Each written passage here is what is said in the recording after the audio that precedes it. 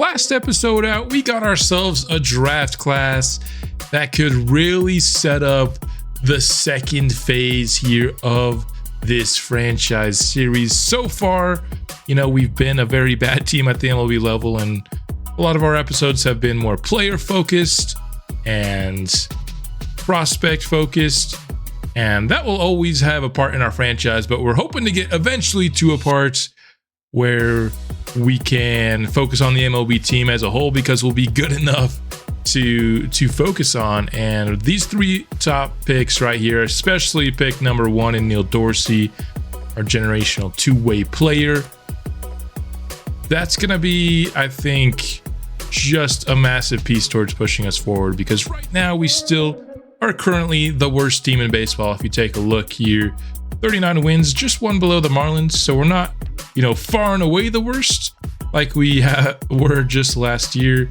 Only a few games behind some of these leagues' worst, but point is, we're still the worst. We're the worst in contact, we're the worst in power, and we're the worst in pitching. Hey, we got a little bit of speed though, so there's something that we can hang our hats on, but just not a team that really deserves, a whole lot of full games, and that's why we haven't played a lot of full games. There are games on the schedule that I'd love to see. I'd love to see a team like the Braves, for example. They're very good, but when our team is super bad, that kind of removes some of the intrigue behind playing the Braves, because they're likely just going to absolutely take us to town. So for the most part, the complete games that we've watched have been against our division, because even when you're terrible, I think it's still important to establish some division rivalries. But for the most part, we've been just focusing on players for the most part this year in some critical situations, and I think we'll continue to do that until our team becomes just a bit more competitive. So for this month of August, my main goal of this episode is to figure out who exactly we'll be calling up come September. If you just kind of look at some of the candidates, Dollander seems like an obvious one. We saw him just a couple episodes ago, and he's still struggling with those home runs.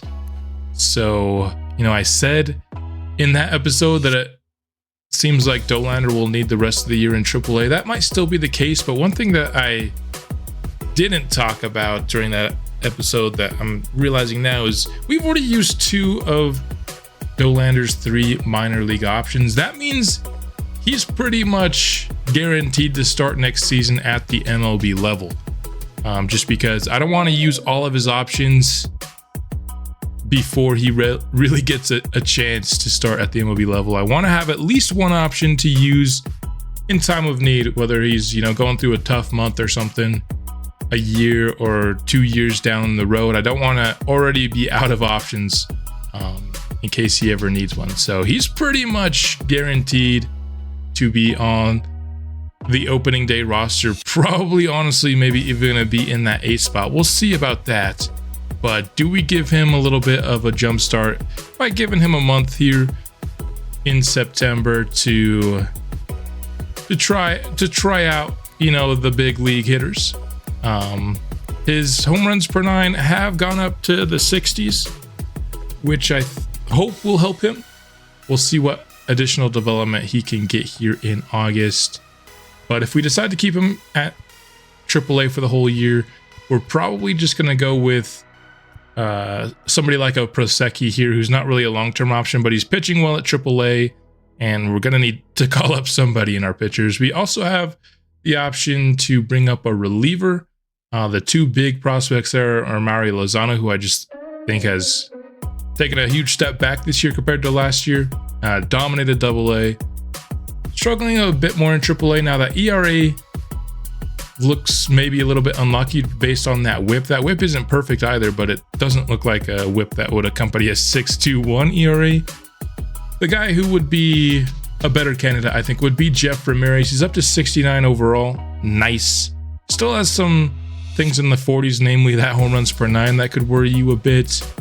But he's just been good both years. Wouldn't put him in that closer spot this year if we were to call him up in September, but could be in the bullpen, and still, I think, as of right now, the favorite to be the closer of the future of this team. But we could put him and be a middle inning reliever. So it's probably between Ramirez, Dollander, and Prosecki in terms of options for our pitching staff.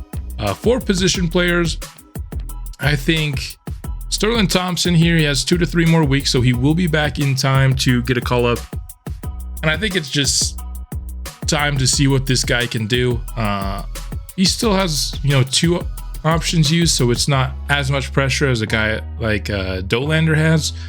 But very good fielder, and his contact versus righties is in the 70s. I think he can at least play versus righties in the lineup starting in September. And then the other big time,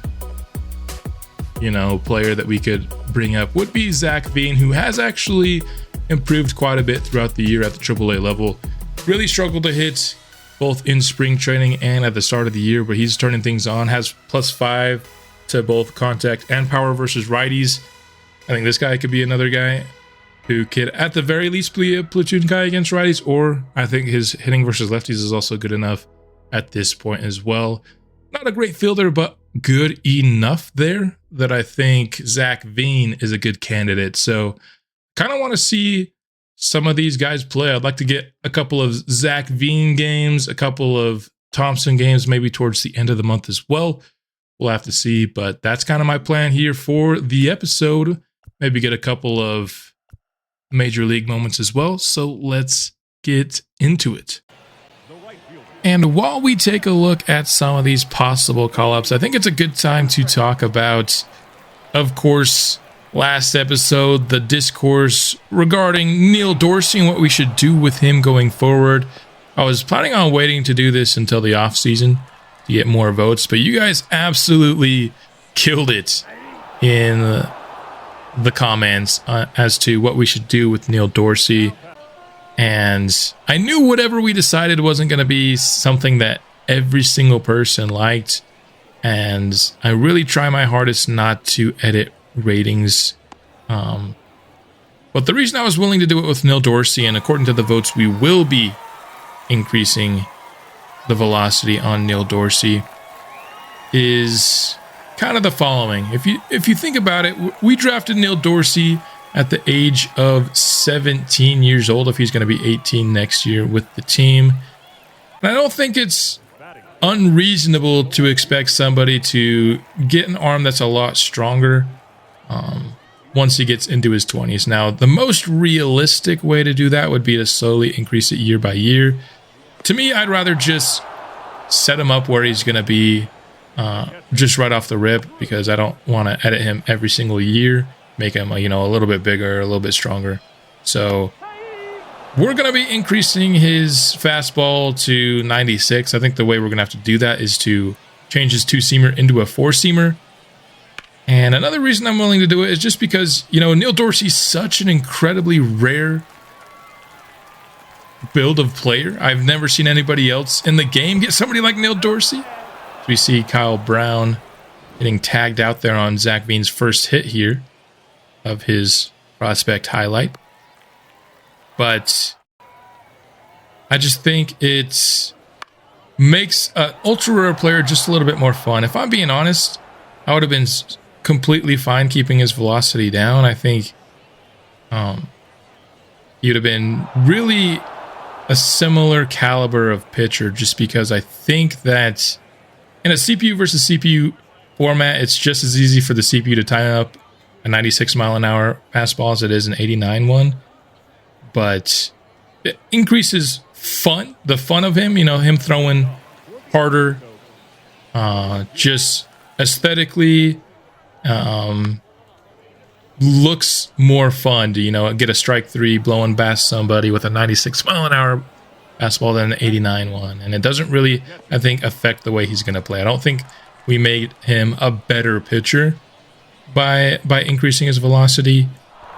And so I know not everybody wanted to do so, but in the votes, it was 42 to 20 in favor of him getting his velocity increased.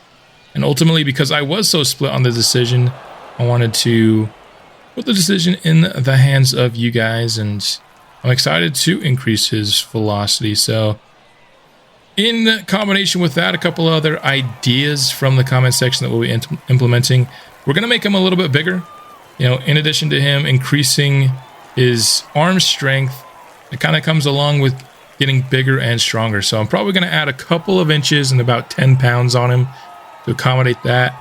And also I'm going to help his arm strength and accuracy in the field. He's not going to really play a position, I don't think, in the field.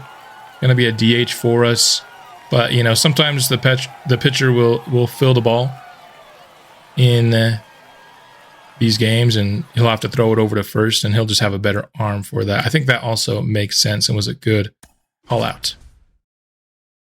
So after taking a look at Zach Veen, only got one hit in the 3 games, unfortunately, while we watched. Did get a sacrifice fly there at the very end as well. Let's go up to the majors for a critical situation. We are down by 1, top of the 9th, 2 on, and Michael Chavis makes it 2 down, swiping at that pitch high in the zone. Locklear up, smokes it through the infield on the ground. Dylan Cruz scoops it up and just unable to make the throw. That was actually pretty dang close from Cruz there. Good throw, but Murillo gets across home plate, and Locklear drives in the tying run here.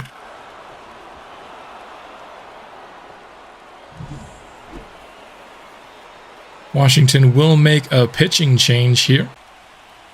One of the things I like about these critical situations is as you get into the games, it will show you your team ranks and everything, as we can't take the lead.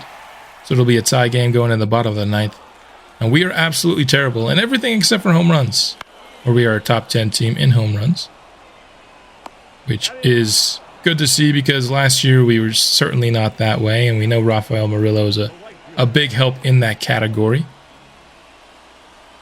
1 down here brings up Stone Garrett, who finds this pitch. Gets it through the infield for a single. So 1 on, 1 down. The go-ahead run is on the base pass for Taylor Walls. 2 for 3 so far today. He cracks this one deep to left center field. Back and gone. A walk-off home run to beat our Rockies. 390 feet for Taylor Walls. Home run number 6 or number 6 there for the Nationals. And we're sent packing here in this critical situation. Locklear with a clutch hit to tie it up, but then our pitching, as it has been a problem for us all year long, just can't get us to extras. After the game, Devin Smeltzer, we would find out, would be done for the year. One of our most consistent players on the 60-day injured list. Thompson would come off of the injured list just in time for us to see 1 game of him. And he starts off with a shallow fly to center. So hoping we could see a little bit more Sterling Thompson, but he took a while to come off the board. Here he goes down swinging. Top of the 3rd in a tie ball game. Going against Brito here, 0 for 2, 2-2 counts.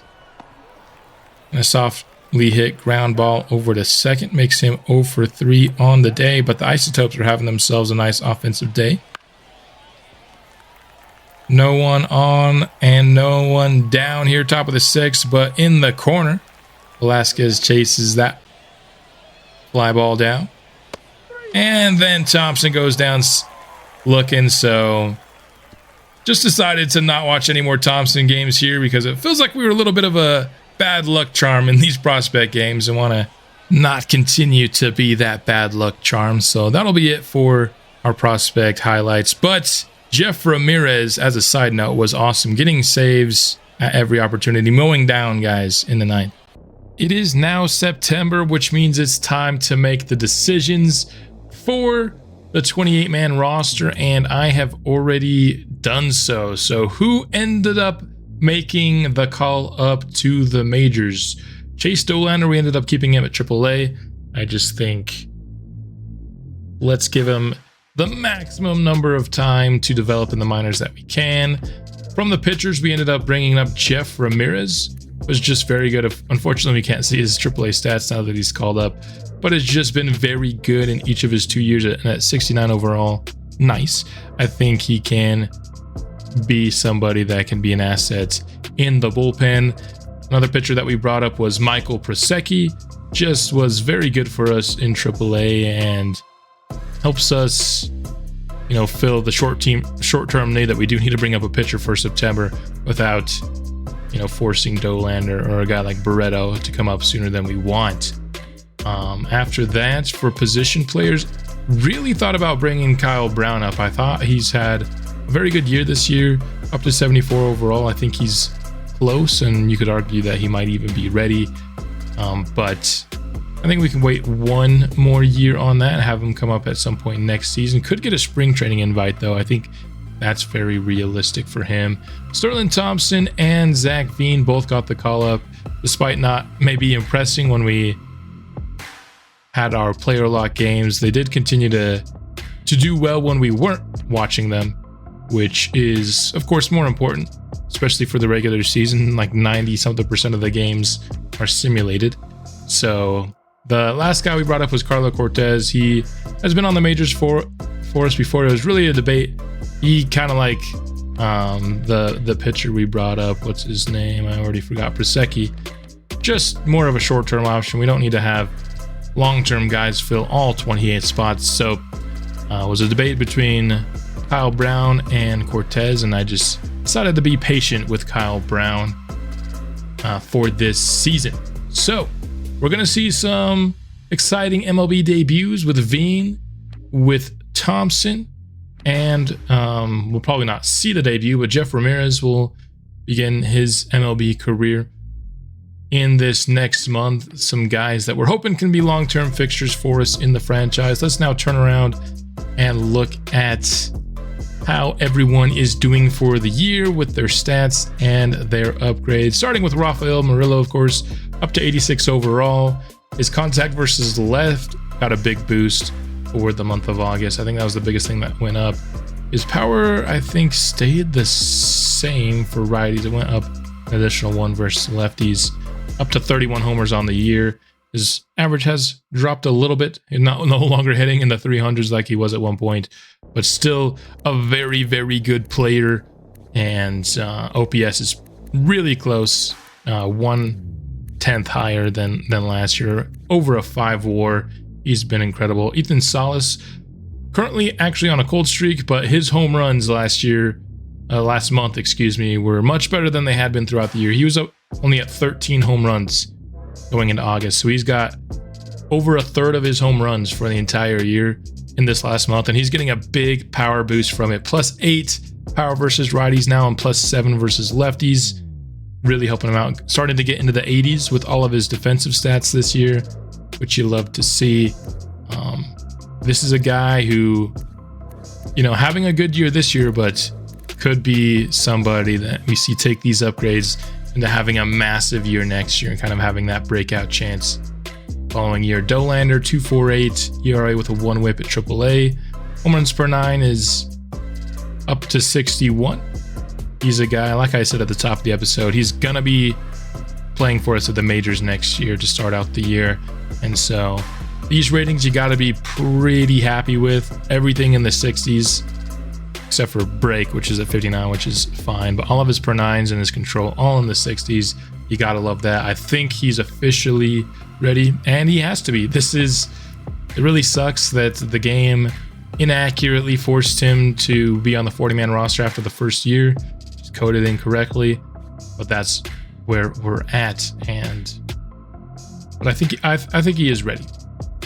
Kopech has really started turning his season around. He was off to a very bad start, but under a 5 ERA, 1.55 whip, still not obviously very good, but good enough where you can probably at this point feel comfortable at least bringing him back next year to be in the rotation, because it's not just abysmal, it's fine. Jose Barreto, 2.8 ERA here at the AA level, +5 home runs per 9 is really awesome and could give him a chance to make the leap sooner rather than later. Don't think we're going to invite him to spring training for this next year. Don't want to start those options being used if we don't have to. Could he be maybe a September call up next year though? Could probably be the earliest I'd see him making his debut. Smeltzer, again, on the injured list. He started to slow down his season as well. Still been a really consistent pitcher for us, you know, high 3, low 4s, whip in the 1.3s. Compared to whatever, you know, else we're getting with the rest of our pitching staff, that's been really good. Zach Veen, his hitting versus righties got nerfed after the month of August. Unfortunately, it was +5 to both, but still his hitting going up pretty much across the board except for vision, and I think he's ready for his debut. Bliss, unfortunately, just not been a good enough hitter for us. Even worse this year than he was last year. He's pretty much just a defensive specialist, and I think it's time in the near future for Kyle Brown to take his spots. Already looked at him for a little bit, but just, you know, whenever we put Kyle Brown over Bliss, it's going to be a pretty big regression defensively, but the boost that we're going to get offensively, I think, is going to more than make up for that. Cerny, not been so bad offensively for a guy who's a defensive specialist. Honestly, he's only had, you know, 265 at-bats. He missed a good portion of the year, but when he has played almost a 700 OPS for a defensive specialist, I'm going to take that. Thompson, contact versus righties in the 70s. All of his defensive stuff is really good. So if you can have a guy that can get on base a decent amount and can be a positive asset in the field, I think he's got a shot to be really good for us. Brian Doe, losing 3 power versus lefties, so it's back into the 60s. Now his power for both is the same. Against lefties, he's getting close to ready for the MLB. I think you still want those plate skills to get a little bit higher. Still need that arm a little bit stronger as well. But he's certainly, I think, on the right track. Wish that contact versus right could come up. Still got a month to, you know, if he has a good month of contact, could do it. Beck, some solid progress in his power, which is at this point is kind of what we're hoping he can be, is just a power hitter for us. Against lefties, he can certainly provide that. And we saw that earlier this year. Andrew Moore, much better than he was last year for us. 5.33 ERA last year, 1.75 whip. Not much better. Santillan is not atrocious, but not great. I think you'd want maybe a little bit better. Curtis, another solid pitcher. So our bullpens actually wasn't terrible this year, or hasn't been at least. Michael McGaffick up to 71 overall. Got sent down to AA to get one more year trying to progress his player clutch, and it's up to 43. Probably somebody that can get the call back up to AAA to end the year, so we're going to do that right here. Newman, solid year for him, hitting in the 270s. Benny Montgomery played a big portion of the year while Cerny was out. Played okay in it, 641 OPS, not great. Another guy who's a better defender though. Chavis, he's been pretty good for us this year actually. I think he's earned a spot back on the team next year for sure. Got that OPS almost up a full point. Been a positive WAR player for us. Love to see that. Ramirez is going up in everything except for his strikeouts per 9. I don't know why his strikeouts per 9 aren't going up. He does well in getting strikeouts. I think the game's just really strict on their closers. They expect them to strike like every single batter out or something. I don't know what it is this year. Drew Romo, he's got 2 of his 3 options used, so next year will be his last year in the minors.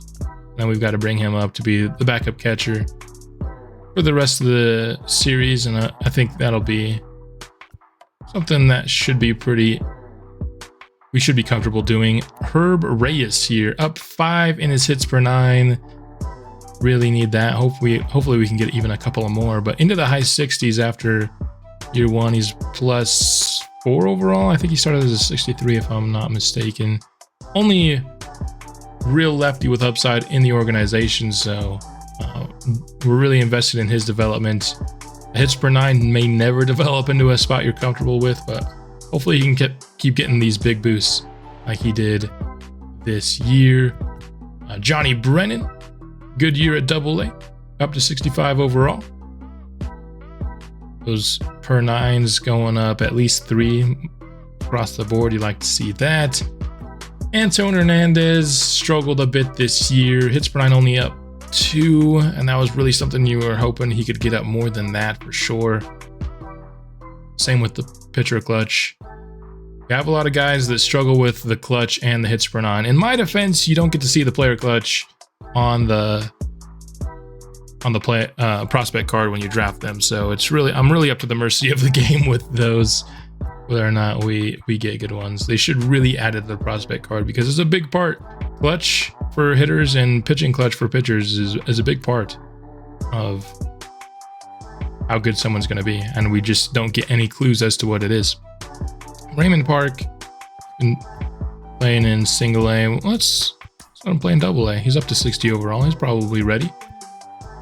Rich Hayes, man, that clutch is just so terrible. Another guy who's been playing in single A ball. Let's give him up to double A. Still in the 50s, but it's high 50s. I think you could swing it. Just give him a shot.